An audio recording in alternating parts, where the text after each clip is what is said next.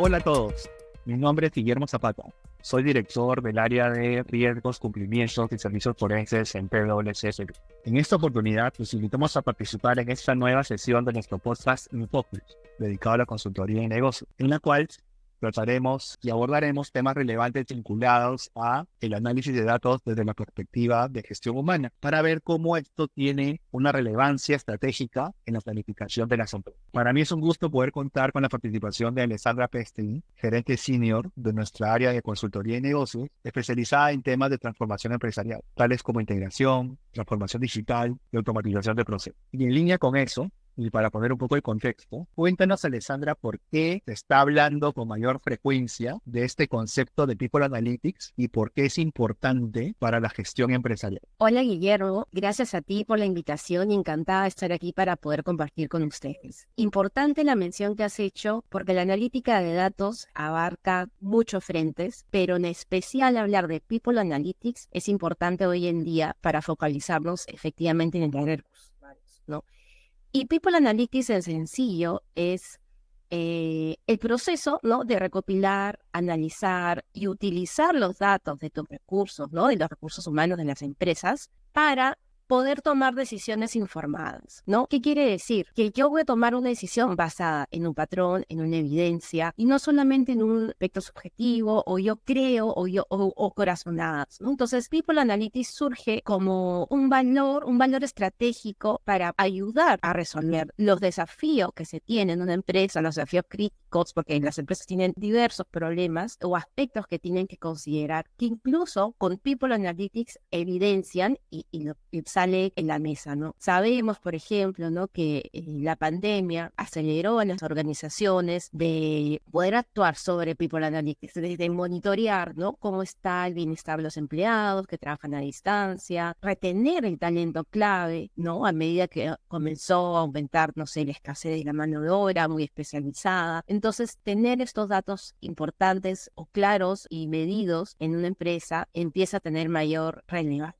¿no? Incluso nuestra última encuesta de Price, de Global People Analytics, el 69% de las empresas ya considera esto como una prioridad, ¿no?, como algo importante que necesitan las empresas comprender para poder mejorar su gestión y poder tomar decisiones basadas en evidencia. Bien, entonces, el concepto es sumamente claro porque lo que implica es cómo podemos gestionar de una forma más eficiente a nuestro propio personal y buscar estas sinergias que permitan conseguir el logro de los objetivos que nos hemos trazado, ¿no? Y has tocado un tema muy relevante, los temas vinculados a la información de los colaboradores. Y en línea con eso, partiendo también y complementando los estudios que comentas, hay un estudio de PwC vinculado al análisis de confianza ahora en estos entornos en los que vivimos, donde justamente hay mucha preocupación de los empresarios en hacer un uso razonable y adecuado de la data de los colaboradores. Así que creo que estamos alineados en el concepto y en base al mismo, sería interesante saber desde tu experiencia qué casos de uso o ejemplos ya las empresas están empleando en este despliegue del People Analytics. Claro, identificar la tendencia de rotación de personal. Esto es algo que a muchos les importa, ¿no? Y luego te voy a comentar de un caso de un proyecto que tuvimos y desde un punto cómo luego esto se pudo abrir en diversas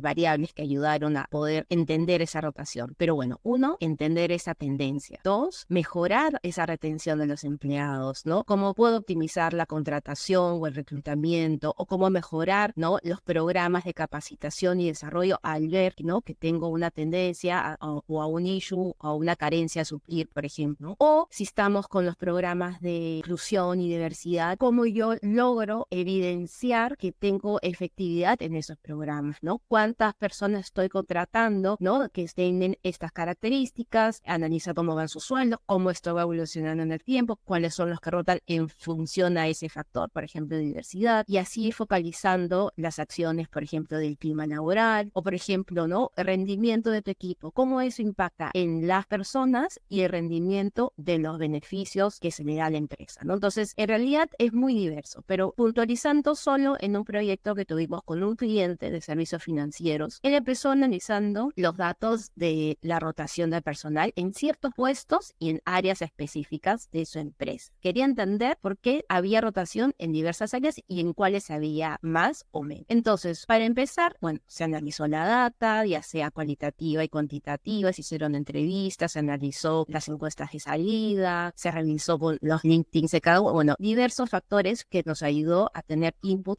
¿no? Y con ello se pudo identificar cuáles fueron las principales causas que impulsaban a los colaboradores para cambiar de empleo. Y con ello entendieron, por ejemplo, que uno era mejorar su oferta salarial, porque frente a la competencia no estaban muy competitivos, ¿no? Faltaba un plan claro de carrera profesional. No tenían los colaboradores esa claridad, ¿no? Y también había una dificultad, si no recuerdo, de acceder a la información, ¿no? Veían que no tenían procesos internos y había mucha burocracia o falta de procesos. Entonces, con esos 3 puntos claros, ellos pudieron identificar cuáles eran a la competencia que se iban y vieron que el 40% de sus colaboradores se iba a 3 bancos específicos. Y como sabían cuáles eran esos bancos, pudieron investigar sobre esos 3, ¿no? Cuáles eran las comisiones, cómo eran sus salarios, cómo era la línea de carrera, ver su estructura organizacional, qué beneficios complementarios había. Y con ello ya se armó, ¿no? Todo un plan de mejora sobre estos puntos ya mucho más focalizado, ¿no? Y después dijeron, veamos, ok, ya tenemos esta hipótesis, ¿no? ¿Por qué la gente se va? Ya sabemos las causas. Ahora, hay variables que pueden correlacionar algo, ¿no? Entonces dijeron, ¿cómo? Uno, hay una relación entre los estudios del colaborador con su permanencia en la organización y por cada uno de los puestos se analizó de dónde venían estos chicos, ¿no? Y se pudo identificar por puesto, ¿no? Por asistente, analista, los cargos ejecutivos, incluso los especialistas, cuáles eran los centros de estudio de dónde venían y concluyeron cuáles eran las universidades con mayor permanencia comparando, ¿no? El porcentaje se decían, por ejemplo, la universidad A, de aquí, si esta persona viene a esta universidad, hemos identificado que tiene mayor permanencia en el puesto, ¿no? Entonces, a veces uno dice, ok,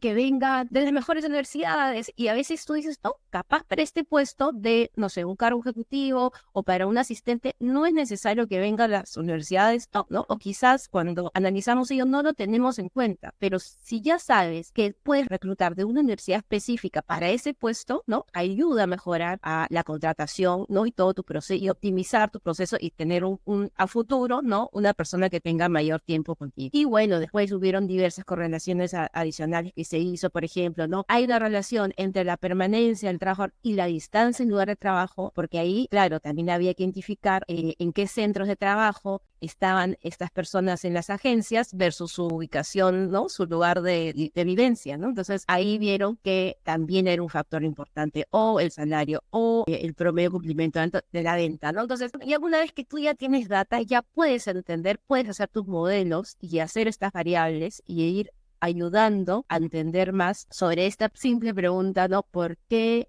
mi gente se va? ¿En qué sitios, en qué áreas y cuáles son las causas? Entonces, de ahí, por ejemplo, ¿no? Ves que la información te da un valor importante para poder tomar decisiones, para poder hacer un plan de acción y mejorar sobre esos puntos, ¿no? Qué interesante lo que nos comentas, Alexandra, porque vemos cómo este análisis depurado permite no solamente pensar en la empresa, sino sobre todo en los colaboradores para generar un mejor ambiente de clima, cultura, bienestar, que lógicamente reditúe su performance en la organización, ¿no? Creo que acá el desafío es ver qué tipo de información tenemos disponible, ¿no? Y si seguimos esta secuencia, ¿qué desafíos crees tú que existen para implementar de una manera adecuada estos esquemas de People Analytics? Buenísima tu pregunta, porque sí, hay diversos desafíos. ¿Por qué? Porque una empresa puede estar a inicios de querer implementar, o quizás ya tiene algo, pero sabe que no le funciona y tiene que identificar qué está pasando, ¿no? Entonces va a depender mucho de en qué estado de madurez está la empresa, pero la mayoría, los desafíos más comunes, digamos, en mi opinión,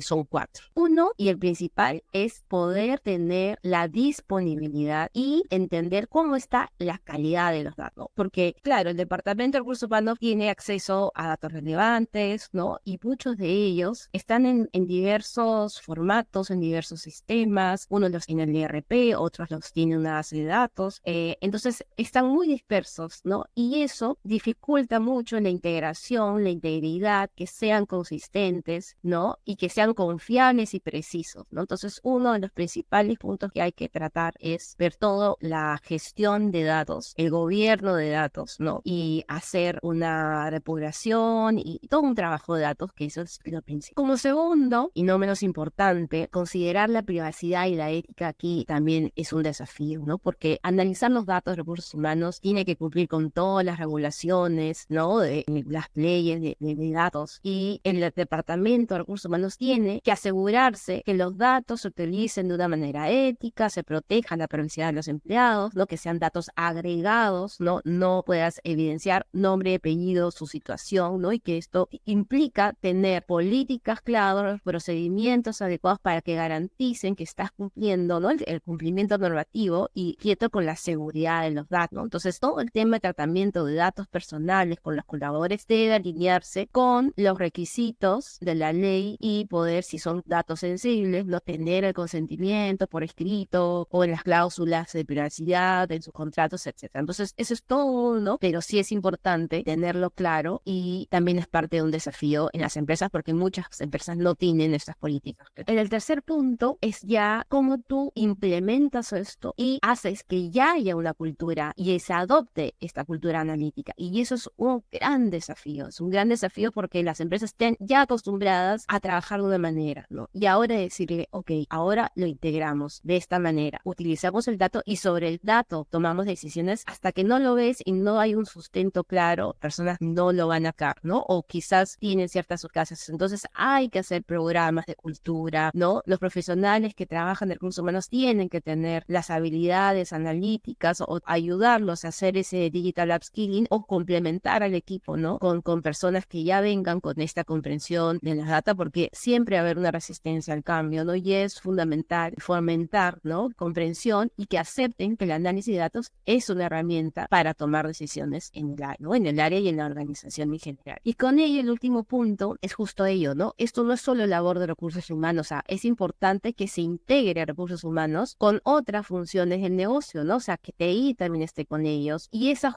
falta de integración, todos los sistemas de gestión de recursos humanos, de la nómina, eso dificulta, ¿no? Justo esa integración de data y obtener esta visión completa, ¿no? Entonces, implementar herramientas tecnológicas o robots que ayuden a gestionar la data y analizarla es un desafío, ¿no? Y ya muchos se están integrando con TI o de frente ya están con las áreas, por ejemplo, con marketing, operaciones, porque claro, el desempeño, un tema es el desempeño personal, ¿no? Y cómo esto impacta y reditúa en el negocio. Entonces, cada vez se tiene que ir teniendo esa integración, ¿no? Entonces, sí, eso es uno de los principales desafíos, ¿no? El tema de integrarlo. Interesante reflexión de lo que nos haces llegar a conocer, Alessandra, porque en estas conversaciones estamos viendo que los desafíos están vinculados a la generación de la data y al uso de la misma, ¿no? Como bien has mencionado, estamos con una regulación de datos personales. Y dicho sea de paso, hay un proyecto normativo que va a originar cambios sustanciales en la forma en que se interactúa con nosotros. Las empresas interactúan con nosotros,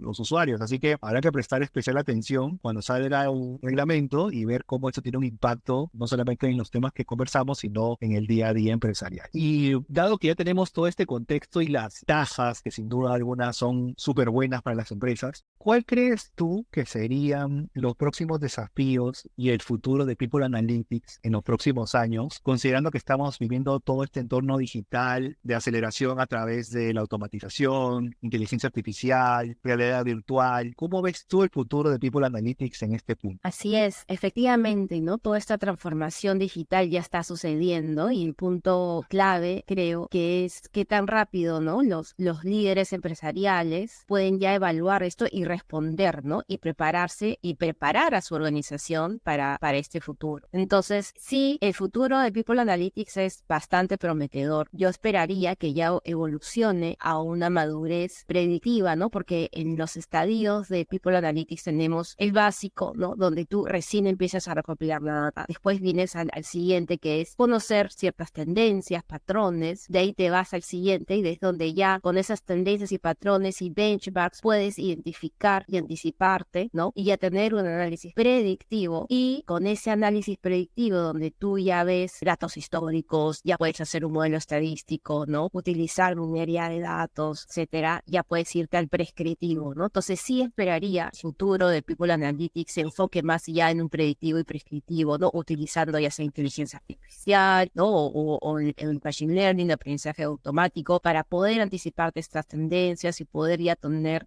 recomendaciones estratégicas, ¿no? Y sí esperaría que haya una mayor integración de recursos humanos con otras áreas como marketing, operaciones, para poder tener esta visión más completa de la organización, no solo focalizarte en ciertos KPIs de recursos humanos, sino al tener una visión global, ¿no? Integrada, puedes planificar mejor y anticiparte ante ciertas situaciones, ¿no? Y importante entender esa diferencia entre el predictivo y el prescriptivo, ¿no? El predictivo es cuando yo puedo predecir eventos futuros o tendencias basándome, ¿no? En data histórica o en un modelo estadístico. Y cuando yo ya tengo ese análisis prescriptivo, es que ya voy un paso más allá del predictivo y no solo predice qué sucederá, sino que también te recomienda acciones específicas para poder lograr un resultado, ¿no? Utilizando, bueno, algoritmos avanzados de optimización, ¿no? Para sugerir decisiones y acciones que puedan maximizar o minimizar ciertas métricas o resultados, ¿no? Entonces, sí esperaría que se evolucione ello en cierto nivel, ¿no? Bien, y si quisiéramos hacer un gran resumen y quedarnos con 3 ideas claves para afrontar este reto y llevar de una manera exitosa la implementación de People Analytics en nuestras empresas, ¿cuáles serían esas 3 ideas claves que nos debemos llevar de esta sesión? Yo creo que es muy importante empezar, ¿no? Con los datos que se tengan. No se necesita tener una gran cantidad de datos nuevos, sofisticados, sino para poder empezar con ello tienes que comenzar con lo que se tiene, ¿no? Y con ello garantizar que existe cierta calidad de datos. 2, capacitación y desarrollo de habilidades. Se tiene que actualizar y capacitar a los recursos humanos del área o de la empresa en general con toda esta evolución, ¿no? De gestión, de análisis de data, ¿no? Que no solamente es la recopilación, sino es el manejo, después la visualización, entender, ¿no? El perfil a veces de las personas de recursos humanos quizás va orientada a temas de psicología o de gestión. Ahora se necesita sí o sí personas capacitadas en análisis y gestión de datos. Entonces, eso sí, como una siguiente recomendación. Bueno, una última, bueno, de todas maneras fomentar, ¿no? La cultura de toma de decisiones basada en datos en la empresa, ¿no? Este cambio cultural no tiene que venir solo de un área, sino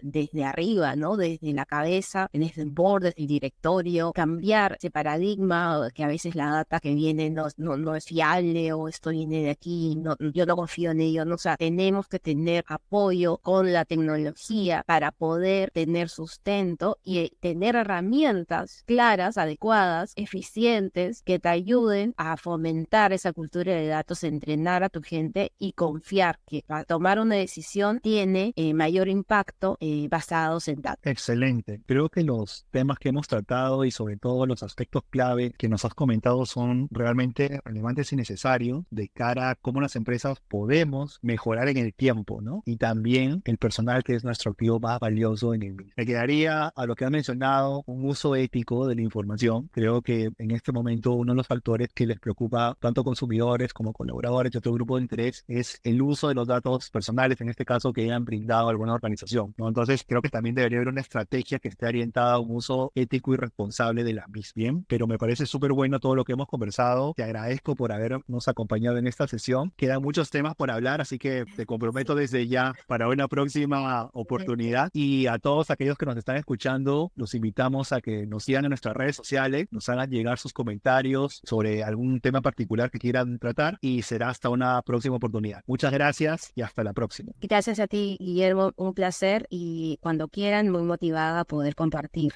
con ustedes mis conocimientos o sugerencias. Gracias. Excelente. Nos vemos hasta un próximo episodio de nuestro podcast InFocus, dedicado a la consultoría de negocio.